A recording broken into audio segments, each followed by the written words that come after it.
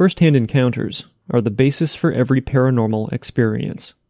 They are the reason that investigators are drawn to mysterious locations, and why storytellers have a tale to tell in the first place.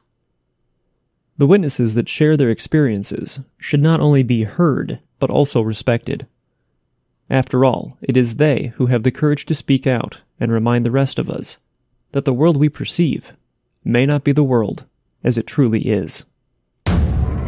The first time it happened, I was sleeping and woke up because I felt a hand on my leg and I realized that I couldn't move.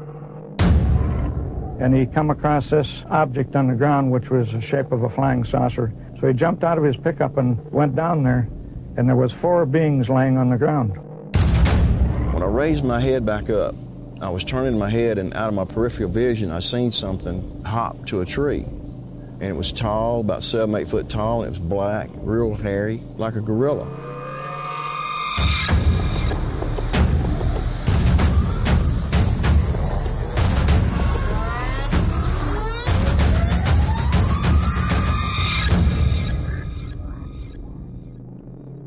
Welcome to the show. I'm your host, Nick Ryan, and this is episode 29.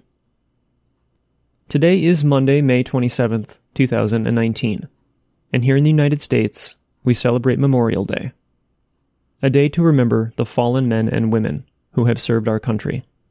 One day on the calendar is not adequate enough to show our gratitude and love for our fallen heroes.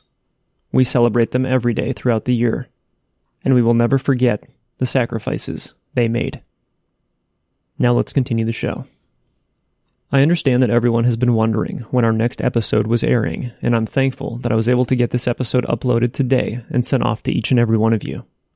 I typically create episodes as my schedule allows, and I prefer not to promise release dates unless I'm positive that I can deliver a quality show.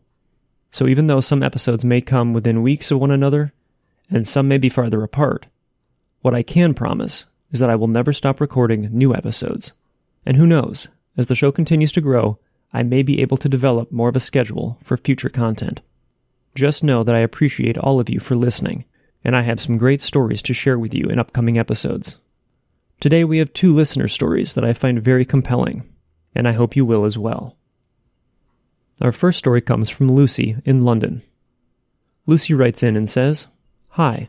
So my story may seem a bit odd, but let's face it, it's about the paranormal, so I guess that's kind of what you signed up for, right? My name's Lucy, and I live in Wandsworth, London, with my mom and dad. I have a brother, but he's now a high flyer uptown somewhere, so I never really get to see him. I digress. My dad has always been interested in ghosts and hauntings, and used to tell me spooky stories when I was young. Now I'm older and I leave the storytelling to the professionals, podcasts such as yours. I felt you might be interested in this one because it's not like a lot of the others that you hear. It's not set in a big creepy mansion or an old asylum. It's set in a nice terrace house on a fairly affluent street not far from central London. It all started with a knocking door. One night I was laying in bed when I was awoken by the sound of someone pounding on the front door of my next-door neighbor's house. As my bedroom was at the front of the house, I was able to look out and see what all the noise was about. When I got to the window, I could see the front door, but there was no one there. The banging, though, continued, and eventually my dad went out to see what was causing it. As he stepped outside, the banging stopped. I had heard weird tales about this house from a friend of my dad's, but this was the first time I'd experienced something strange for myself. My dad's friend was called Ben, an eccentric old man who had spent his life trying to find proof of the existence of ghosts. Ben would often come around our house and share his findings with Dad. On one occasion in particular, Ben arrived at the house extremely excited. He had just completed an overnight stay at the house next door, and was very excited to tell Dad what had happened. Dad wouldn't really let me listen to Ben's stories, as they were too real for my young ears. Anyway, on this occasion, I went against my dad's wishes of going to my room and instead sat in the hallway listening to what Ben had to say. This was his story. Ben worked for the SPR and was sent to supposedly haunted locations around London. He was very skeptical about the existence of ghosts. At least he was until he spent the night next door. The house next door was owned by the Bradshaw family. I knew that Mrs. Bradshaw had been left a widow and become a recluse after her beloved husband, Arthur, had died. The Bradshaw house was supposedly haunted by the spirit of her husband and had been reported to the SPR by a removal company whose employee had been too scared of occurrences there to continue with her duties. It was Ben's job to find out if there was any truth to it. Sorry, I'm waffling. This is what I heard him telling my dad he experienced next door. I've tried to write it out as if it was Ben telling the story. Hopefully you'll see the relevance of the knocking door at the start of this email. Ben says, I arrived at the house after a brief meeting with Mrs. Bradshaw earlier in the day. She had graciously allowed me to spend the night at her house without anybody else being present. I locked the door and set myself up in the living room. The house was old and tatty, but fairly welcoming and comfortable. The weather outside was frightful. Not rainy, but windy. So windy. I had no sooner settled down in the chair when I heard a noise coming from the hallway. At first it sounded like a scraping sound, and then there was a small bang and the sound of glass breaking. I got up and went to see what had caused it. As I made my way down the dark corridor, I saw a frame on the floor. It was lying face down. I picked it up and saw that it was a photo of what I assumed to be Mr. Bradshaw. Sadly, the glass was shattered. I couldn't for the life of me work out how this fairly substantial picture had made its way off of the dresser. As I stood there trying to work it out, there was a bang on the door. I could only describe it as a panicked bang. It continued as if whoever was out there was desperately trying to get in. I grabbed the keys and unlocked the door. As the door opened, the banging stopped, and I was left staring out into the empty, windy street. This obviously unnerved me, and I closed the door, locked it, and returned to the relative comfort of the living room. Nothing much else happened for a while. The knocking on the door had heightened my sense, and I was on alert. This was when the light in the living room began to sway, slowly at first, but getting quicker and quicker, throwing shadows around the room. This was when I thought I saw her. As the light flickered from side to side, I was sure that in the corner of the room I could see that a figure stood, not moving. I knew that there was a hat stand nearby, but the lights were confusing my brain so much that suddenly I felt I was not alone. I grabbed my torch and shone it in the direction of the hat stand, and suddenly it was a hat stand again. I stood on the chair and steadied the light. This was much more successful than my attempts to steady my nerves. Luckily, I noticed the decanter of whiskey on the side, which certainly helped. As I sat there drinking my whiskey, I couldn't shake the feeling of being watched. Yes, I know it's a cliché, but I was so sure that suddenly I was no longer alone. This was when I heard a noise upstairs. I was now sure that I wasn't alone. Not joined by a spirit, but Mrs. Bradshaw. She mustn't have left yet. I was relieved. I could clearly hear footsteps upstairs, and was sure it was her. I went out of the room and up the stairs, calling out to Mrs. Bradshaw. As I reached the top of the stairs, it became apparent that there was not, in fact, anyone else in the house with me. All the lights were off, and there were no signs of life. I was alone. Now very scared, I made my way back to the living room. As I entered the room, I was shocked to see all of my notes had been thrown around the room. Pictures had been taken off the walls. Chairs had been tipped over. Enough was enough. I was either the subject of an elaborate prank, or this house was in fact haunted by a malevolent spirit. I sat. The house felt calm, unnervingly calm. I decided to try calling out. I now wish I hadn't. I called out, "If there are any spirits here with me, please let yourself be known." Nothing. I tried again. "If there are any spirits here with me, please let yourself be known." This was when it happened. The silence of the room was destroyed by a nerve-shredding scream. The light swung again. Pictures rattled on the walls, and a glass was thrown against the wall. I had had enough. I fled. Before I knew it, I was outside in the empty street. The wind had stopped.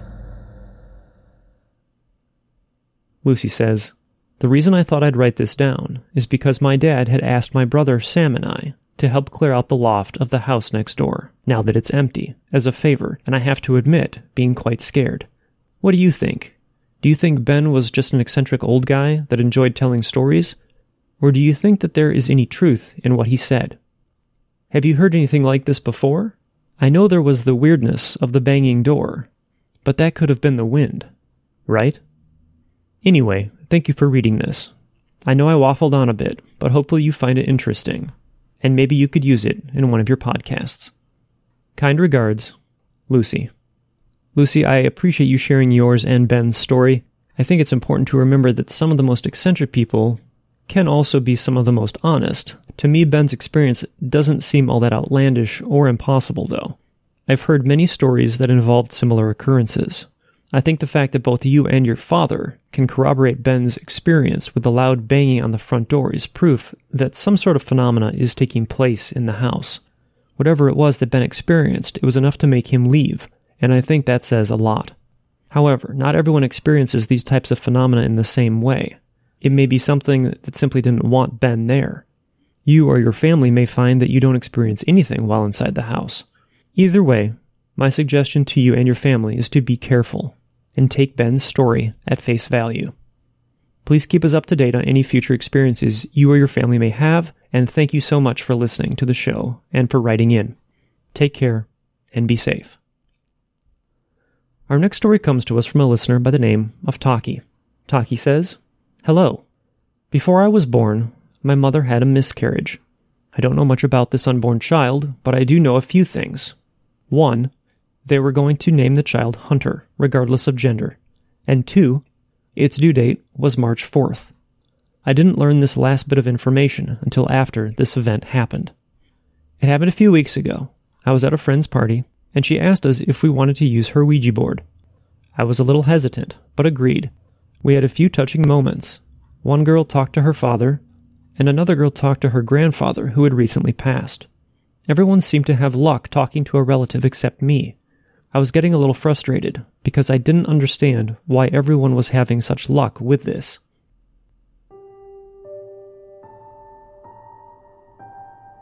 Then we started talking to this one spirit. We would ask who it was here for, and it spelled out my name, Taki. Then we asked what its last name was, to see what side of the family this person was on. It said my surname. This puzzled me. This wasn't possible, because other than my father, mother, and brother, and me, no other person in my family has this last name. However, I dismissed it, and we continued to ask it questions. We asked how old it was. It said 14. I froze. A thought popped up in my head. On the way to this party, I had been talking to my mom about the miscarriage. I learned crucial things about the miscarriage on the way there and had not told anyone at the party about it, so I decided to ask it if it had a first name. It replied yes, and then spelled out its name on command. I felt an odd sense of calm as it spelled out the name Hunter.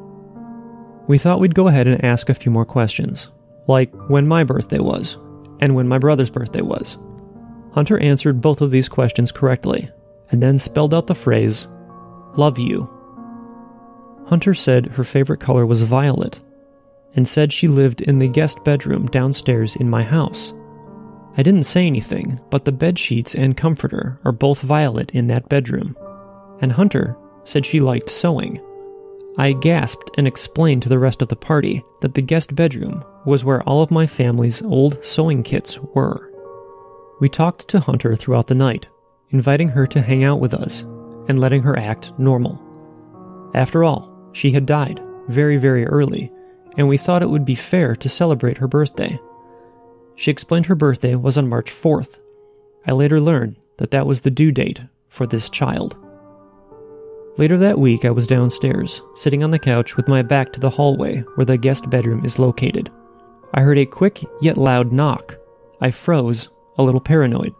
I never had any activity at this location, as it's pretty new and wasn't built long ago. It kept knocking, but it wasn't like someone was actually just standing by a wall and rapping on it. It sounded like someone was carelessly walking around in the guest bedroom. I decided to confront whatever this was, saying, "I don't know what or who you are or what you're doing in there, but you are being a little loud. I would appreciate it if you would quiet it down just a bit. And if you're Hunter, give me one last knock to show me you're here." Tap, tap, tap.